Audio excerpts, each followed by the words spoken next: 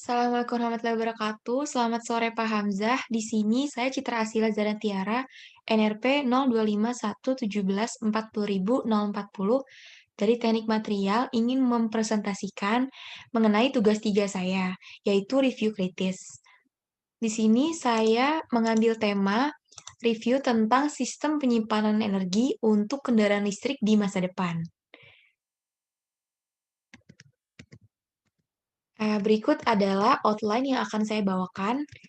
Yaitu yang pertama pendahuluan, yang kedua mengenai baterai untuk kendaraan listrik, yang ketiga superkapasitor untuk kendaraan listrik, yang keempat baterai versus superkapasitor untuk aplikasi kendaraan listrik, yang kelima aplikasi baterai dan superkapasitor untuk kendaraan listrik, yang keenam tantangan aplikasinya, yang ketujuh masa depan kendaraan listrik, dan yang terakhir kesimpulan.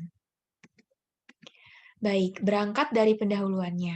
Dari latar belakang penggunaan bahan bakar yang tidak ramah lingkungan, yaitu bahan bakar fosil yang dapat menghasilkan CO2. Dari CO2 ini dampaknya sangat besar terhadap lingkungan, pemanasan global, efek rumah kaca, dan lain-lain. Dan ini merupakan efek yang tidak bagus. Jika diteruskan lebih lanjut, ah, tidak akan baik bagi lingkungan ke depannya. Nah, pemakaian energi yang berkelanjutan ini kita perlu memperhatikan dampaknya terhadap lingkungan. Maka dari itu, dapat dilihat di sini penggunaan kendaraan listrik yang menggunakan bahan bakar lain seperti sumber tenaganya baterai dan superkapasitor ini dapat mengurangi ketergantungan terhadap bahan bakar fosil yang menghasilkan CO2. Nah, dari data yang diambil oleh Resvani tahun 2015, ini juga membuktikan bahwa dalam rentang 20 tahun terjadi kenaikan emisi CO2 dari kendaraan, yaitu sebesar 23%.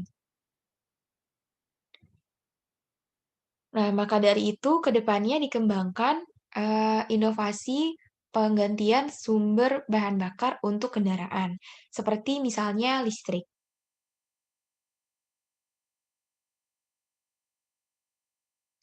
Nah, perubahan pergantian bahan bakar atau sumber tenaga kendaraan ini juga didukung oleh pemerintah.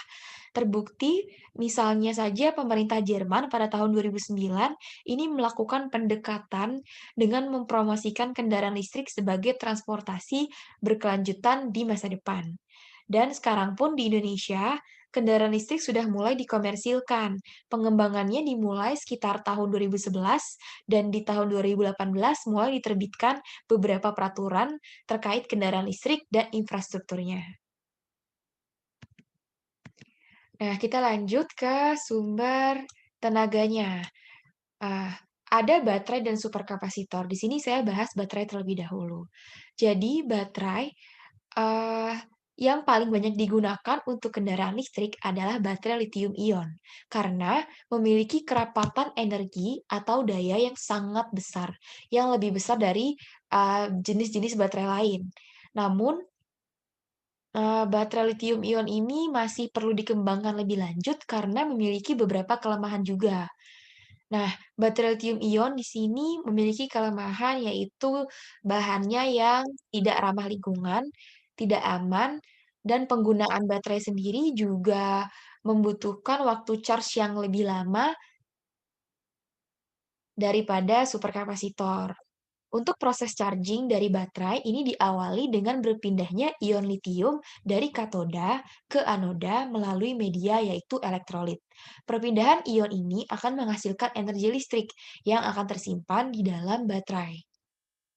Nah, dapat dilihat di gambar sebelah kiri, ini merupakan contoh penggunaan baterai dalam mobil listrik. Dan yang gambar yang atas ini adalah contoh baterainya, yaitu lithium ion.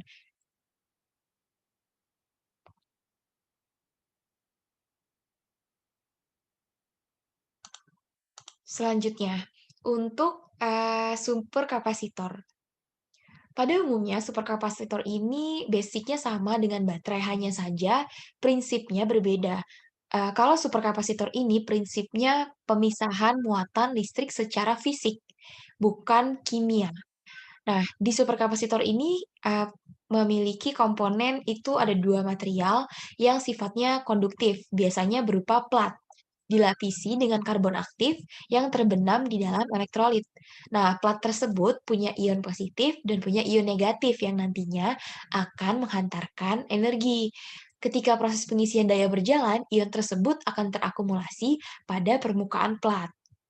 Nah, ini contoh gambarnya di sebelah kanan, yaitu superkapasitor yang dipasang dalam mobil juga, mobil listrik. Nah, untuk pengembangannya, superkapasitor untuk kendaraan listrik ini sudah dilakukan, contohnya saja di University College London, ini mengembangkan superkapasitor yang menggunakan basis material grafin. Jadi, mereka menciptakan bahan padat tetapi memiliki pori yang mampu menjebak ion bermuatan dengan berbagai ukuran. Nah, pori ini nantinya akan menyesuaikan muatan dari, eee, ion elektrolit dari sumber energi tadi, yang nantinya, penyesuaian ukuran ini akan berdampak pada kemampuan penyimpanan yang lebih efisien, kemampuan penyimpanan muatan. Nah, kemampuan ini akan meningkatkan densitas energi dari superkapasitor itu sendiri. Nah, dapat dilihat di penelitian ini, mencapai 88,1 watt per hour, di mana ini merupakan kepadatan energi yang sangat tinggi yang pernah dilaporkan, sepanjang penelitian superkapasitor berbasis karbon. Nah, sementara teknologi fast charging komersial yang mirip-mirip dengan, yang grafin ini juga punya kerapatan energi, namun lebih buruk, yaitu 5 sampai 8. Jadi masih kalah dengan yang berbasis grafin penelitian oleh University College London.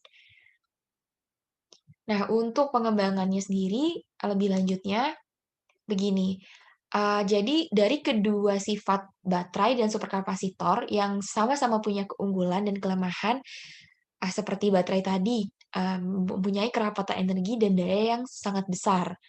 Namun kalau di dalam kendaraan, kan juga butuh transmisi yang pergerakannya itu tiba-tiba. Misalnya saja ketika melakukan pengereman. Nah, gerakan instan atau tiba-tiba ini membutuhkan transmisi yang cepat. Dan baterai ini tergolong kurang baik atau tidak mampu dalam mengkompensasi daya yang tiba-tiba ini. Nah, kelemahan-kelemahan tersebut dapat diatasi dengan superkapasitor yang, sistematikanya mentransfer kinetika energi secara fisik, melewati momentum gaya yang lebih efisien saat terjadi pengereman yang tiba-tiba. Selain itu superkapasitor tadi juga waktu charge-nya lebih cepat, umur pemakaiannya juga lebih lama atau lebih awet, menggunakan bahan baku yang ramah lingkungan dan pastinya lebih aman. Nah, superkapasitor sendiri kenapa bisa dikatakan umur pemakaiannya lebih lama? Karena, eee, ketika proses, penggunaan kendaraan listrik ini dapat terjadi 2 gaya atau 2 proses, yaitu akselerasi dan deselerasi. Nah, ketika, eee, perubahan-perubahan proses ini, itu menyebabkan adanya fluktuasi arus dalam jumlah besar yang dapat berefek tidak baik terhadap elektrolit pada baterai. Sehingga saat proses, akselerasi dan deselerisasi ini dilakukan secara berulang-ulang, maka akan mengurangi umur dari baterai tersebut. Rata-rata umur penggunaan baterai dalam aplikasi kendaraan listrik ini berkisar dari 3 sampai 5 tahun, sedangkan superkapasitor ini dapat mencapai 8 tahun atau lebih. Nah, selanjutnya dari keunggulan dan kelemahan setiap, baterai dan superkapasitor tadi, ini bisa kita sesuaikan dengan pengaplikasian dan kebutuhannya. Yang baterai tadi misalnya, memang waktu charge-nya lebih lama, namun kapasitas daya dan penggunaannya bisa dipakai dalam jangka waktu yang lebih lama. Jadi, dalam sekali charge itu bisa dipakai berjam-jam, lebih lama daripada superkapasitor. Dan, sifat ini sangat cocok diaplikasikan untuk kendaraan pribadi, misalnya saja seperti mobil listrik. Jadi untuk pengisian dayanya hanya dilakukan sekali-sekali saja untuk penggunaan yang cukup lama, penggunaan pribadi. Sedangkan superkapasitor yang memiliki kelemahan harus di-charge berulang-ulang karena cepat habis, walaupun waktu charge-nya sangat cepat, ini cocok sekali digunakan untuk penggunaan kendaraan umum seperti misalnya bus listrik. Karena bus atau kendaraan umum ini dapat kita prediksi jarak dan waktu dari terminal satu ke terminal lainnya. Dan di setiap terminal dapat dibangun stasiun pengisian daya untuk mengisi, daya bus itu kembali. Nah, untuk pengisiannya juga karena tergolong cepat sembari menunggu penumpang dapat dilakukan charging. Nah, untuk tantangan ke depannya, dari aplikasi baterai dan superkapasitor ini, yaitu stasiun pengisian dayanya. Dibutuhkan, berbagai titik yang tersebar untuk mengisi daya, dari listrik tersebut. Nah, mungkin untuk di wilayah perkotaan, di wilayah metropolitan, ini tergolong mudah karena pasokan listrik, eee, bisa dibilang sudah menyebar dan sudah sangat mudah dicari. Namun untuk, wilayah-wilayah yang masih sangat kurang infrastruktur listriknya, sumber tenaga listriknya juga belum masuk ke daerah-daerah yang terpencil.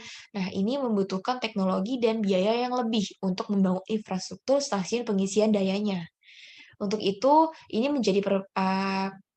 menjadi salah satu faktor yang penting untuk, diaplikasikan di masa depan. Nah, ada alternatif juga dari sifat-sifat yang unggul dan lemah tadi. Dapat dibentuk, kombinasi antara superkapasitor dan baterai. Ya, teknologi ini bernama sistem hibrida baterai superkapasitor, yaitu menggabungkan, sifat keunggulan dari baterai dan sifat keunggulan dari superkapasitor. Jadi memiliki performa yang lebih maksimal untuk kendaraan listrik di masa depan.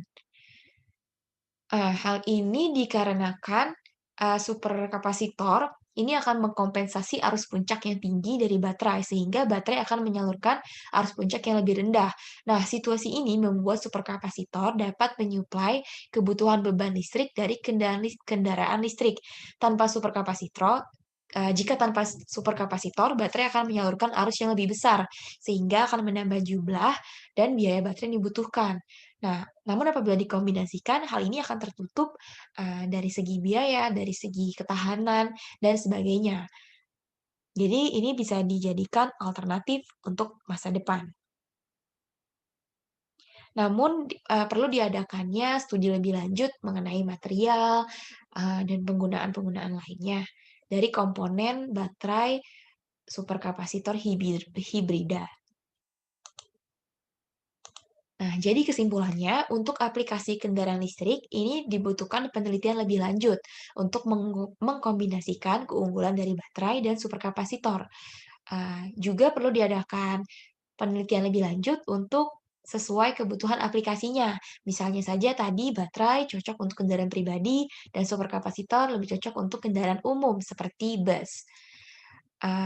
Baterai memiliki keunggulan kerapatan daya yang tinggi, superkapasitor unggul dalam waktu charge yang cepat, umur pemakaian yang lebih lama atau awet, bahan bakunya yang ramah lingkungan, dan bobotnya lebih ringan daripada baterai. Nah, kombinasi ini yang kedepannya diharapkan dapat menyokong kendaraan-kendaraan listrik di masa depan. Nah, berikut adalah daftar pustaka literatur yang menjadi acuan referensi saya. Nah, mungkin sekian dari saya. Kurang lebihnya mohon maaf.